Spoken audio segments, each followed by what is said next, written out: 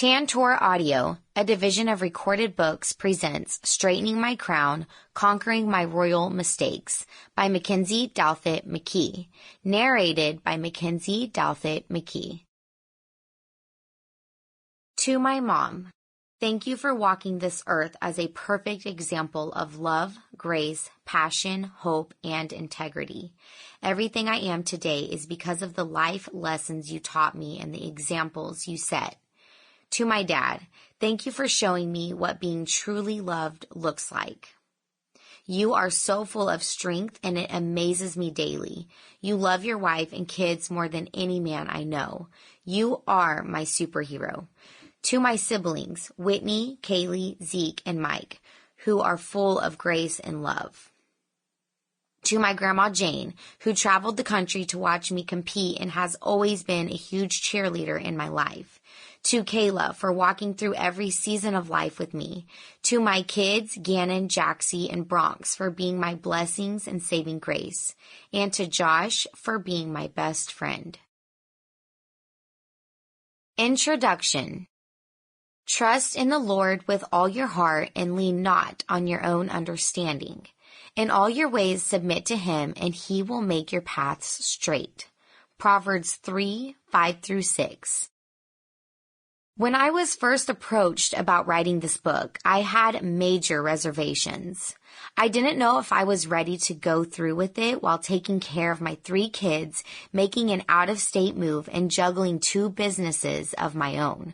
Where could I possibly find the time to write a book? Not only was time an issue, but I was also figuring out how to crawl out of a dark place. I was depressed and anxious, and everything was catching up to me at the same time. My mom's death and some very public marital issues were splashed across the internet and tabloids, and it was all playing out on TV. I couldn't see the light at the end because I was stuck smack dab in the middle of that deep tunnel. Everyone had an opinion about me, my life, and the choices I had made, and they all seemed to believe every lie that was on the internet about me. Ever since I can remember, I seemed to make the wrong choices in life before learning to make better ones. Being diagnosed with ADHD, attention deficit hyperactivity disorder, and type 1 diabetes only complicated things more. However, I come from a very level-headed, amazing family. They were loved and respected by everyone around them and were active members of our community and church. My siblings saved themselves for marriage while I got pregnant at 16. Even though it was hard to compare myself to them, I was thankful for the good examples they set for me, and no matter what, I knew they always had my back. I truly come from an amazing family. I was also worried that with all my recent personal turmoil, my story wouldn't have a happy ending, and I felt that you and I deserved a happy ending. I've never learned things the easy way, and I often think about how my mom said I was just wired differently than my siblings. She made me realize, too, that being different is nothing to be ashamed of. She used to tell me that it was okay to stumble and fall now and then as long as I got back up. And if my crown falls off in the process, I need to pick it up, straighten it, and stand a little taller next time. Every time it slips and falls, it holds more value as I fix it and put it back on. My mom loved all kinds of women's empowerment quotes, and she would frequently tell my sisters and me to keep our chins up so our crowns wouldn't fall off. She wanted us to know our true worth and never to be ashamed of who we are. There have been countless times my crown has been crooked, and it's still a little crooked right now. Nobody's perfect, and we are all more alike than we know. But if I can learn from and conquer my mistakes, and I've made some royal ones, believe me, anyone can. You might even notice that my cover photo is far from perfect, but it was important for me to show myself as I truly am, with minimal makeup and straightening my crown while a wave washes over me. My sister Whitney is a photographer, and she was willing at 8 months pregnant to get into the freezing water with me to catch the perfectly imperfect, unretouched shot. I love her and the photo she captured for showing the real me. I've experienced amazing growth throughout my life. I could wait forever for the right time to write a book. But then it occurred to me that most of the important events in my life didn't happen at what most people would call the right time. But I also know my ups and downs have taught me to persevere and stay strong. And most importantly, they've taught me who I am. I hope that sharing my mistakes and what I've learned might help others straighten their crowns too. We all just have to believe in ourselves and trust that our paths may be a little different from the paths of others and that everything will happen according to God's plan. His plan isn't always the same as our own, but it is far bigger and better than anything we could ever imagine. It's up to us to be willing to stop, listen, and seek what His plan has in store for us. Since I always learn the hard way, maybe this was the perfect time to tell my story. After all, I'd have to straighten my own crown first before I could help others straighten theirs. Even though my relationship with God is an important part of who I am and what I believe, and I talk a lot about His love in this book, I want people to know that I never judge others for having beliefs that differ from my own. His grace is just too influential to who I am to ignore that part of my life. The Bible verses I've included have helped me through tough times, so I wanted to share them with others.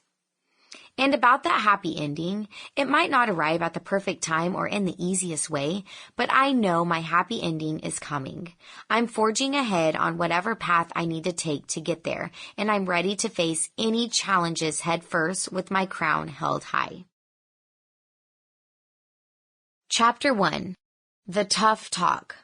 But to each one of us grace has been given as Christ apportioned it. Ephesians 4:7. I was sitting in my room after school, waiting for my mom to get home. I just put the finishing touches on redecorating my walls with the latest posters from my favorite celebrity magazines.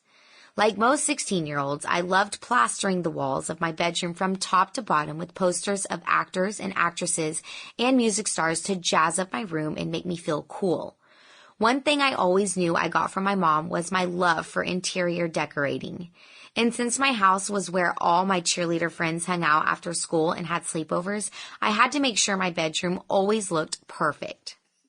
But this particular day, it was just me, and I knew for sure that although Beyonce and Hilary Duff were staring back at me from the wall, they certainly weren't going to back me up when I told my mom the secret I was hiding. I had a feeling this might not go well. I heard the doorknob click as she came into my room. This was it. I couldn't hold anything back now. My decision had already been made. Mom, sit down.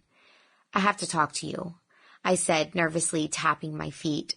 I've always had so much energy that it is impossible for me to sit still, and that was especially true at that moment. As my mom sat down on my bed beside me, I told myself to take a deep breath and just let it out. Now was the time to speak. She was a very wise, involved mom and could always read me like a book. So I could tell by the look on her face that she knew it was not going to be good. Mom, I'm pregnant. For a few seconds, my mom just stared at me. Her posture slumped and she seemed to melt into the bed. She said nothing. I was desperate to hear her say something, anything. But she didn't, not right away. I'm sure it was only a moment of silence, but it seemed like an eternity. She just stood up and stared at my new posters. My mom would always think about things before she did them, and it was so rare to see my mom snap that I didn't expect her to snap now. I had never even heard her swear. The closest she ever got to losing her temper happened one time in middle school. She said the word freaking when she was dropping me off at a school dance and had her final straw of my back talking. It's the worst word I'd ever heard her say. She said, "You're being freaking pathetic," as I got out of the car. It took her days to forgive herself for saying that to me. Even when I assured her that my friends' moms cussed all the time.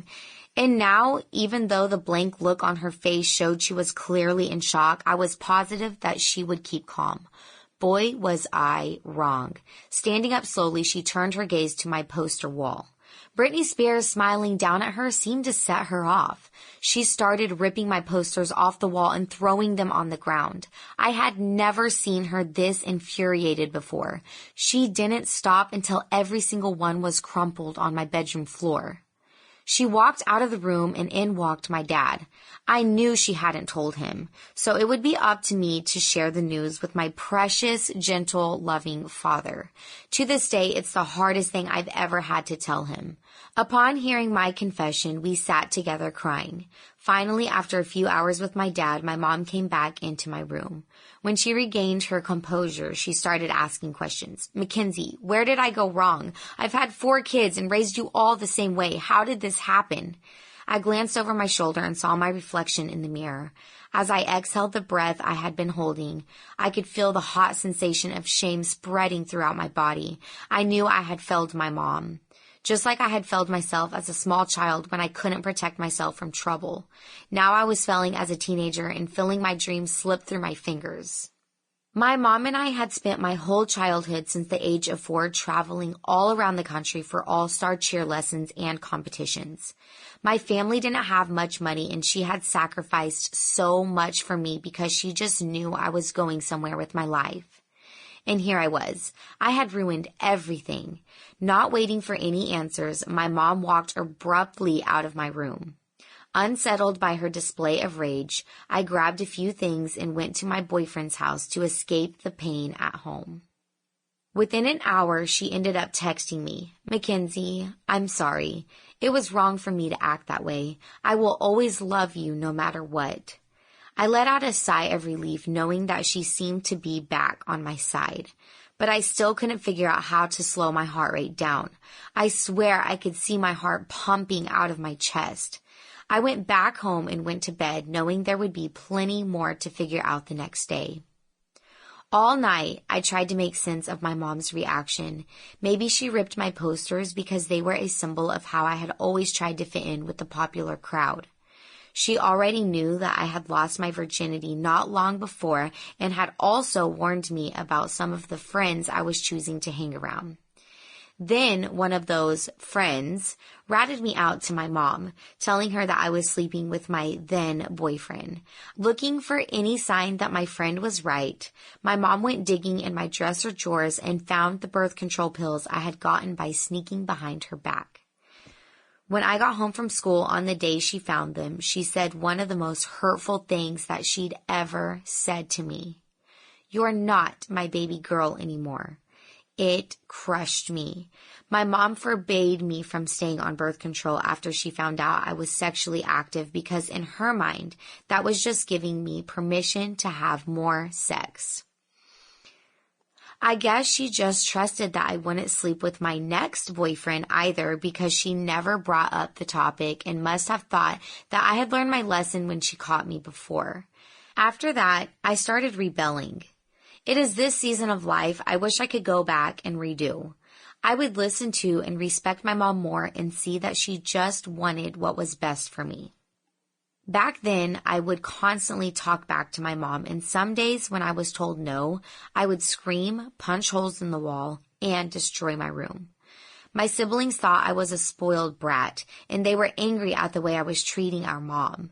It's still a joke in my family that I got more spankings in one day than the other 3 of them put together ever did during their entire childhoods. I had anger problems, and my siblings didn't understand how I became the bad kid. I never understood why my parents didn't have a conversation with me about pregnancy or sex before marriage because they had experienced both as teenagers. One big difference is that my dad married my mom right away when they found out she was pregnant, and he was the only man she had ever been with or ever would be with. When they were teens, it was much more common to get married young and stay together. I also think that my mom understood that love stories like theirs were rare and special. She inspired my dad to come to God, and he loved her unconditionally for it. God seemed to have made my parents for each other, and I always thought a man would love me as my dad loved my mom. Through a lot of mistakes, I learned the hard way that not all men are like my dad. In retrospect, my mom must have seen a lot of herself in me. I believe that right then she was remembering how hard it was to tell her own parents about her pregnancy. Her parents, my grandparents, had been very involved in the church, and she too felt like she had failed them at that time in her life. As active leaders in the church, my grandparents knew this would cause heartache and gossip for their family, and they were right. People were cruel and judgmental, and after going through the pain of having others talk behind her back, there was no way my mom wanted one of her children to experience that too. Getting pregnant at 16 wasn't something I could blame on the way my mom raised me, though. Some damaging things had happened to me as a small child that ruined my self-esteem and must have contributed to the poor decisions I was making. I wasn't angry with her for those awful things. I had kept them secret for years, and she had no idea they had even happened. How was she supposed to know? I didn't even understand the extent of what had happened and how it had affected me until later in life.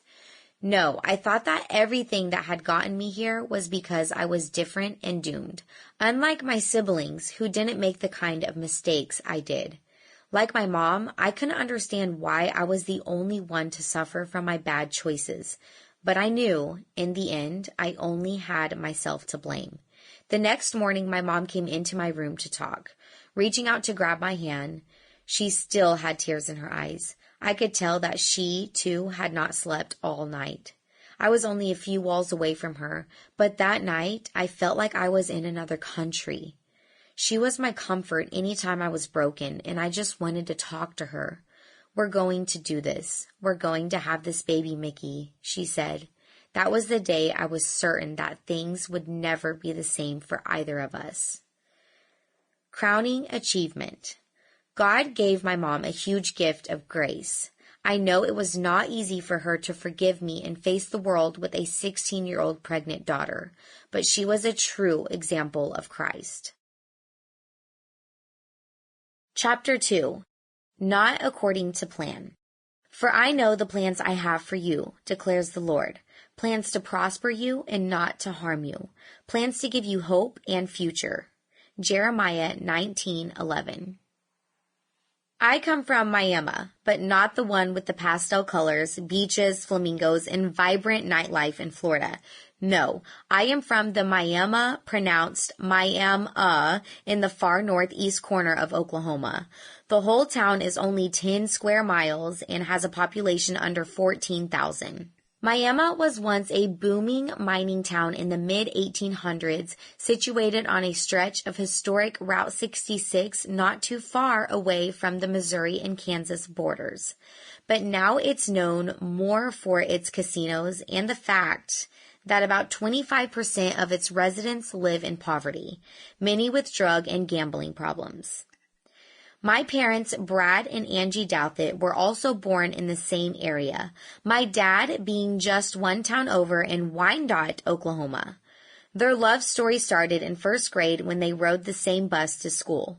My dad remembers being so jealous of my mom's friends, who not only got to sit next to her on the bus, but also got to share my mom's candy.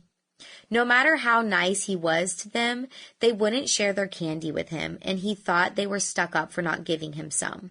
Still, all through elementary and middle school, my dad kept trying, without luck, to catch my mom's eye. At 15, he realized he was in love with her, and somehow he convinced my mom to go on a real date. But despite his changing my mom's feelings for him, my mom's parents now were the ones who had nothing good to say about him. He just wasn't the type of boy they wanted their daughter to come home with, ever.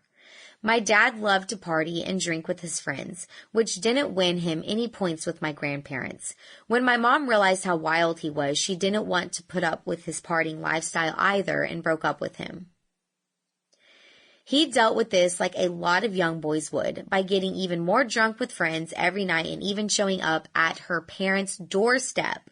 If you knew my mother's parents, you would know that is not a good idea.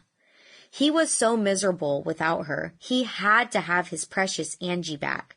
Somehow, he must have worn her down because they rekindled, and from then on, they were inseparable. She was able to lead my dad to God, and she gave him a lot of grace for the mistakes he made. When she got pregnant at 18, she broke the news to her parents that she and the guy they weren't crazy about were going to be parents. They were horrified that their daughter would now be the talk of the town as an unwed mother. My mom, they believed, had fallen for this untamed guy who had won her over, and she was now carrying his child. My dad, however, knew he was going to marry my mom. As a young teenager, he told her that his love for her was forever. In fact, he was the one who talked my mom into marrying him. She borrowed a friend's dress, and they quickly planned a $20 wedding with their friends and family. It was a perfect celebration of love in their eyes. After the ceremony, my dad barely had enough money in his wallet to take my mom to a special honeymoon dinner at Red Lobster. Throughout their 34-year-long marriage, Red Lobster remained their favorite date spot. The issue of where they would live as a newlywed couple was quickly solved by my dad's father. He had 40 acres with a trailer house on it, and he let them live there as long as they agreed to help manage his farm. Soon after they moved to the farm, my oldest sister Whitney was born. While living in the trailer, my parents were broke, but my dad said that my mom never complained. That's easy to believe because I hardly ever heard her complain during the 25 years of life that I knew her. Being so poor, she would often buy just one bag of potatoes that she made go a long way by teaching herself to make different dishes. Within 2 years of married life, they were pregnant again with my sister, Kaylee. But my mom always had a huge heart, and she didn't want to stop at just 2 children. In their early 20s, after my 2 sisters were born, my parents decided that they wanted to be foster parents. My mom always had a heart for kids who needed a better home, so they began to pray about it, and God answered. After months of waiting, my mom's father called her. He worked for child welfare, and he had wonderful news for them. There was a boy who would be perfect for my parents. But there was one little catch. The boy was a 34-year-old man with Down syndrome named Mike. His mother had just died, and since he was an only child, he had no one to take care of him. He desperately wanted a family to which he could belong. But my parents wondered if it would be too difficult to adopt someone older than they were. My mom, however, had such a huge and loving heart, and she couldn't get Mike off her mind. The facility where Mike was staying allowed him to visit my family for the weekend, and my mom instantly knew that he should be a part of our family. It took some convincing to get my dad on board, as he was absolutely terrified to take on a grown man with disabilities.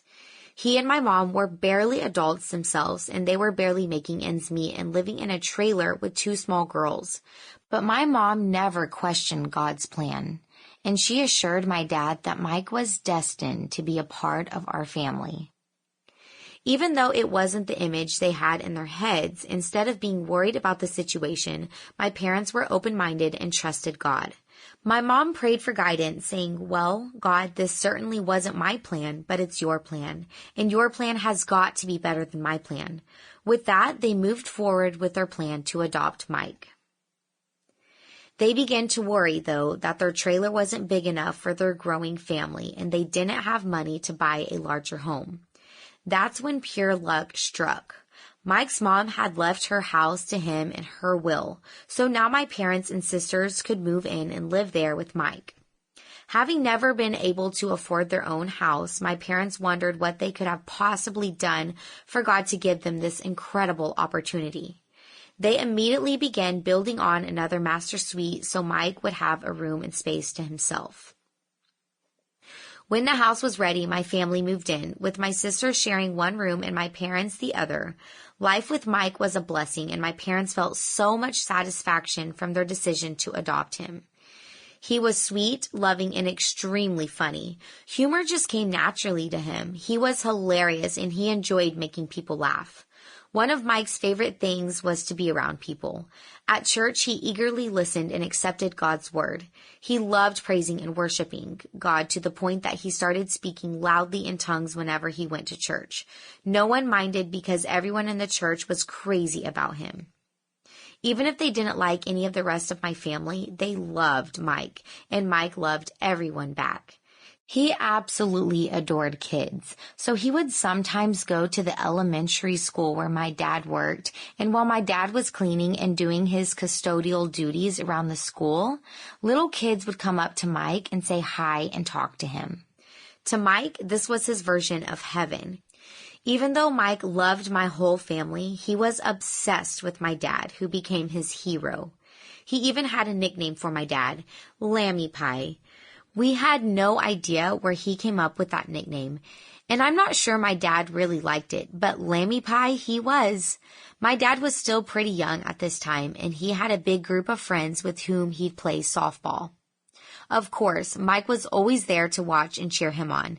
I can only imagine my dad's embarrassment when his friends laughed at him while Mike was yelling, "There he is, that's my Lammy Pie. Go, Lammy Pie, you're so cute." My dad would just put his face in his hands while everyone else enjoyed Mike's enthusiasm. And as for my mom, Mike would likely not have had such a good life after his biological mom had passed if it hadn't been for her. She loved him without reservation and let him be himself. He loved her for it and thought she was the most beautiful woman in the world, calling her Farrah Fawcett, after his favorite TV star. My mom always went out of her way to help Mike feel like he belonged, even letting him play pin the tail on the elephant instead of a donkey at birthday parties because he was such a die-hard Republican. She never told him what to believe or think, and she let him live his life how he wanted. Within 2 years of adopting Mike, my brother Zeke was born, and he was yet another happy, easygoing kid to raise, aside from some scary illnesses he went through as a baby. My mom still felt our home had room for at least one more child to love, though. She was one of those moms who could handle several kids with no stress. Pregnancy was actually enjoyable to her, and parenting came naturally, too. My parents already had 2 girls, 1 boy and 1 man, and they wanted to complete their perfect pattern with one more child they assumed would be another boy. His name would be Hunter, and he would grow to be best friends with his older brother, just like his 2 older sisters were best friends. And then, surprise! 19 months later, I was born. Not expecting a girl, my parents didn't even have a name picked out for me until after I was born. They told me different stories on how they came up with Mackenzie. My mom's version is that she liked the name Mackenzie, and while she was reading a book about Walt Disney, it dawned on her that Mickey would be a cute nickname for Mackenzie. My dad, on the other hand, tells a story of demanding that my mother drive him to McDonald's for a Big Mac while she was in labor on the way to the hospital. He insists that must have been the inspiration for Mackenzie. Funny enough, my friends in school always called me Big Mac as a nickname without knowing the story, and many of my newer friends just call me Mac. My family still calls me Mickey to this day. Personally, I've always liked calling myself Kenzie, but at work, I introduce myself as Coach Mac. I like to believe that I have so many nicknames because I'm multifaceted and there's more to me than meets the eye. Each name helps me sparkle from a different angle. I was the baby who screamed, and if I wasn't screaming, I was nursing. I was always told I came out screaming and never stopped.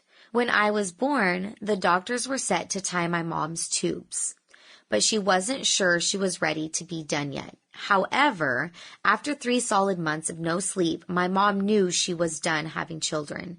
She always told me, "There's a reason you were my last. You are a handful." One day, my dad came home from work, and without telling him where they were going, she whisked him into her minivan. He saw in her eyes that she was exhausted to no end and didn't ask questions about where they were going. The next thing you know, they were at the doctor's office scheduling him for a vasectomy. Even though she was through having kids, my mom didn't want me to grow up since I was the last one. She wanted to baby me and keep me little for as long as possible, which made it easy for me to get away with murder. I could scream and throw fits, and my mom wouldn't tell me no. My siblings saw this and deemed me as a strong-willed, spoiled brat, and I don't blame them. Even though I wasn't the boy my parents had planned, my brother and I were close. To fit in with Zeke, I learned to play rough. My blonde hair was always tangled in snarls, and my face was constantly dirty from playing outside. Thankfully, my mom was easygoing about having a lively girl. If I went to church without shoes, which I did several times, she didn't care. Life was too short in her eyes to stress over silly shoes. She refused to subscribe to the stereotype that girls had to wear frilly dresses and pink bows. She let me be me, whoever I was. Over the years, I've spent a lot of time looking in the mirror and wondering why I'm not more like my siblings. I'm slowly beginning to accept my differences and learn that it's okay to take your own path in life. My mom taught me that things won't always go according to our plan, but they always go according to. Sample complete. Ready to continue?